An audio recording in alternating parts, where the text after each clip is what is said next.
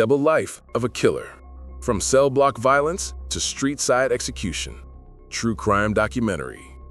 The moment the officers opened the abandoned garage outside Waco, Texas, the smell hit them first. It was sharp, heavy, and unforgettable.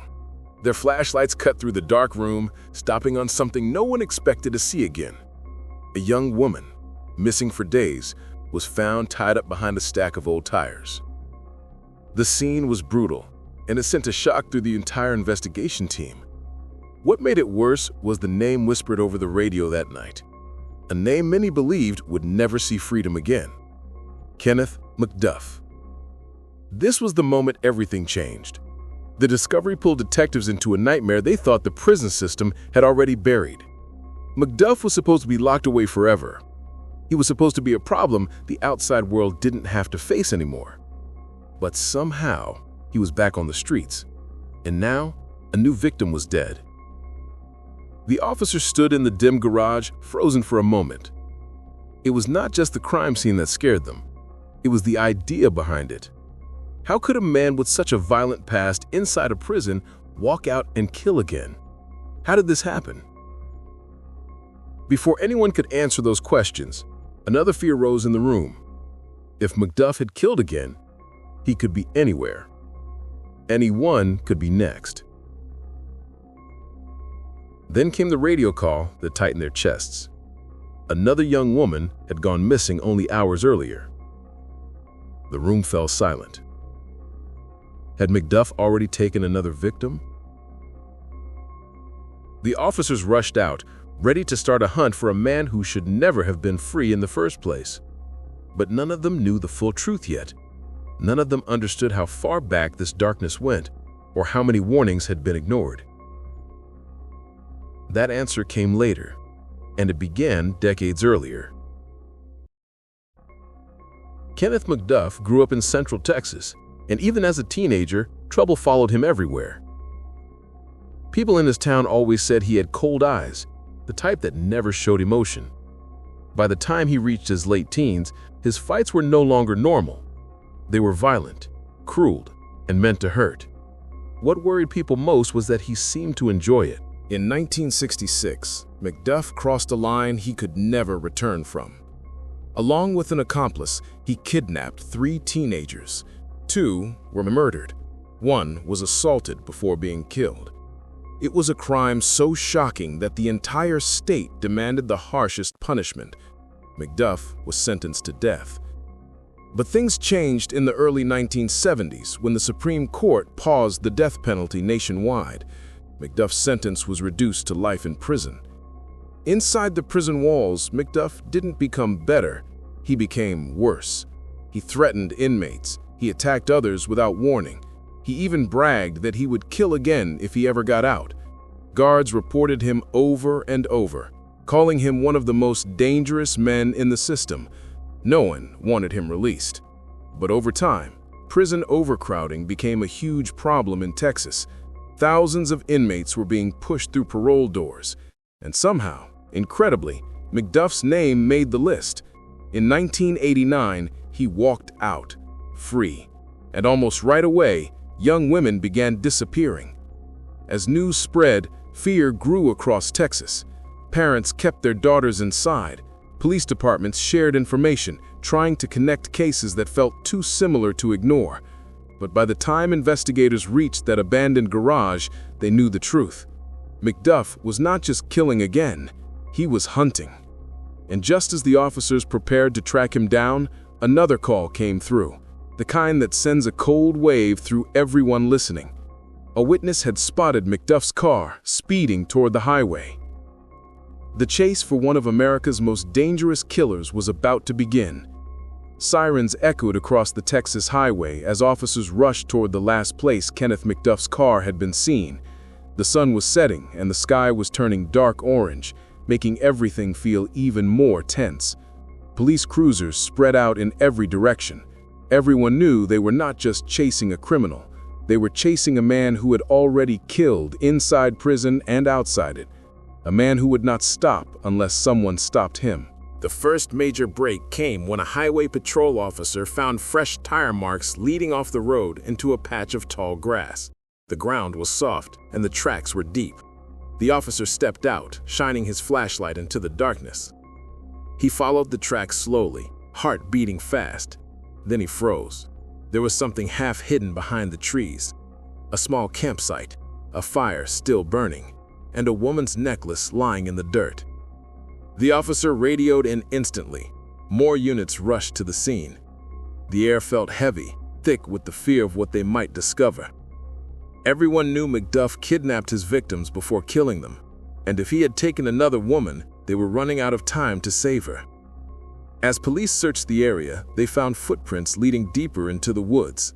Some were McDuff's, some were smaller, a second set. Hope and fear mixed together inside the officers. If the second set belonged to the missing woman, it meant she was alive. But for how long? The search moved fast, with officers sweeping the forest in tight lines. Dogs barked as they picked up a scent. Flashlights cut across trees. Every snap of a twig made someone jump. The chase felt endless, and the forest seemed to close in around them. Then something unexpected happened. A man from a nearby farmhouse drove up to the police line. He looked frightened but determined. He told officers that earlier that evening, a tall man with messy hair knocked on his door asking for gasoline. The man's clothes were dirty, and he kept looking around nervously. The farmer pointed at the road. He went that way, said his car broke down. The description perfectly fit McDuff. This was the moment the investigation shifted. McDuff was no longer hiding in the forest. He was back on the move. And if he reached another town, more people could be in danger. Police spread out again. Helicopters joined the search, shining bright lights down onto roads and fields. Officers stopped every car that looked suspicious. Troopers drove through gas stations. The pressure grew heavier by the minute. Meanwhile, investigators continued looking into McDuff's past to understand how he got here. They found old prison reports describing him as violent, unpredictable, and dangerous. Guards had said he liked fighting other inmates just to hurt them.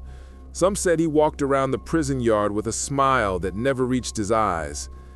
He had bragged many times inside prison that when he got out, he would kill again. And he kept his promise. As the night grew darker, another call came through the radio. A young woman matching the missing victim's description had been seen running near an old bridge outside town. She looked scared and was trying to wave down cars. Officers rushed there at full speed. Dust kicked up behind them as they raced over the bridge. They hoped they were in time.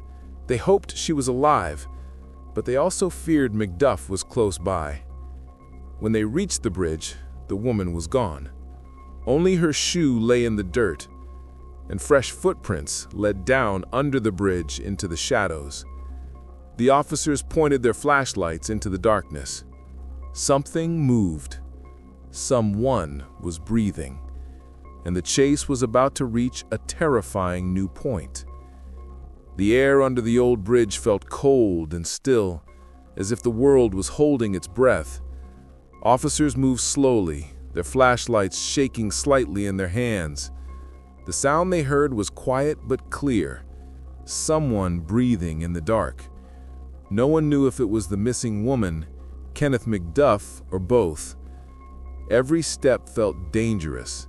One officer called out softly, asking if anyone needed help. For a moment, there was no answer.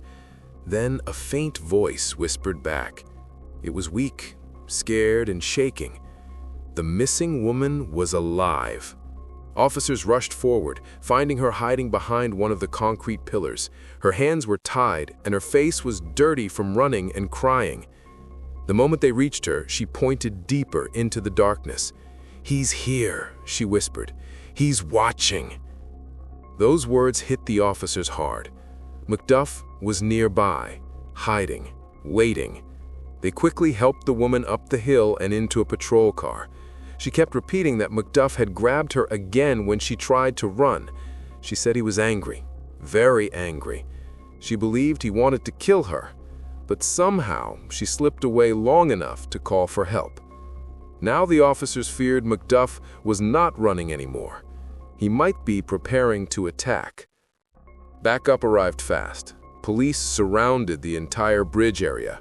Helicopter lights swept across the riverbank like giant search lamps. Officers shouted warnings into the darkness, telling Macduff to surrender. But there was no movement, no sound, just silence.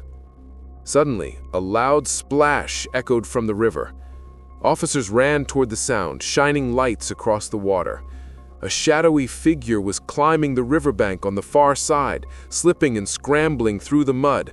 The figure turned for 1 second, and the light caught his face. It was Macduff. He dashed into the thick brush with incredible speed. Officers jumped into their cars and raced to cut him off.